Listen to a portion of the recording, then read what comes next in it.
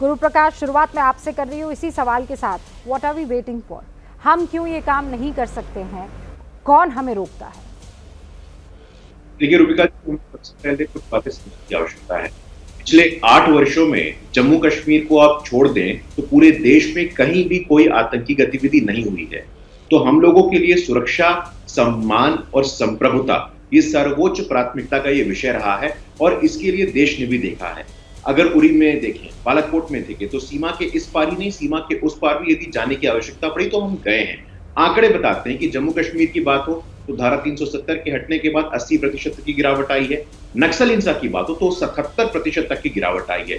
तो आंतरिक सुरक्षा हो, बाह्य सुरक्षा हो, निश्चित रूप से उसमें सुधार हुआ है। लेकिन मैं आपके प्रारंभिक प्रबोधन को सुन रहा था, आज भी आवश्यकता है कि दाऊद इब्राहिम हो या मसूद अजहर हो, तो रूल ऑफ लॉ और इंटरनेशनल लॉ के फ्रेमवर्क में रह करके हम कैसे उनको समाप्त करें, हम कैसे उनका खात्मा करें।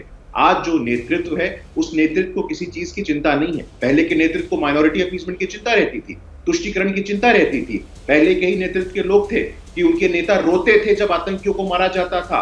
हाफिज सईद जी, ओसामा जी। मुझे लगता है कि आज इस मुद्दे को लेकर के, सुरक्षा के मुद्दे को लेकर के कोई राजनीतिकरण नहीं हो रहा है। सुरक्षा, संप्रभुता, सम्मान और स्वाभिमान ये हमारे लिए सर्वोच्च प्राथमिकता है और इसका प्रमाण है कि पिछले 8 वर्षों में आतंकी गतिविधि हो, हमारा बॉर्डर इंफ्रास्ट्रक्चर हो, मिलिट्री मॉडर्नाइजेशन हो, वन रैंक वन पेंशन हो, सीडीएस की पोजीशन हो, हम लोगों ने इस दिशा में अभूतपूर्व ऐतिहासिक पहल किया है। लेकिन मैं आपकी उन बातों से सहमत हूं कि आज भी आवश्यकता है कि सीमा पार जाकर के जो 3 मोस्ट वांटेड लोग हैं उनको भी न्यूट्रलाइज करना है। और मैं आश्वस्त हूं। गुरु प्रकाश जी, मैं इंतजार कर रही थी नहीं कि मेरे आप सीधे से सवाल का सीधा जवाब कब देंगे, लेकिन देखिए, आप ये कह रहे हैं कि हमने अब तक ये किया, अब तक आतंकवादी घटना कम हो गई, हमने सीमा पार जाकर भी स्ट्राइक की है।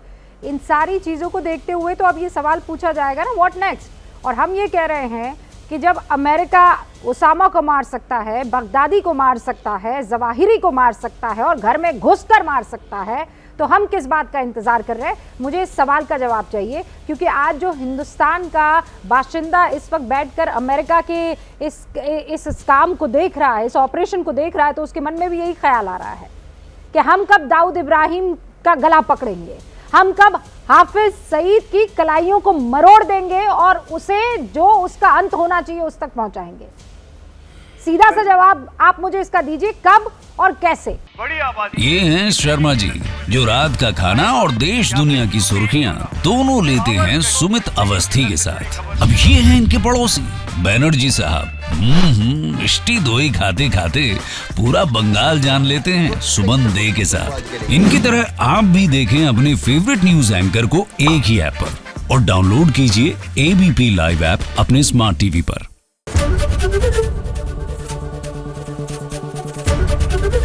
एबीपी न्यूज आपको रखे आगे।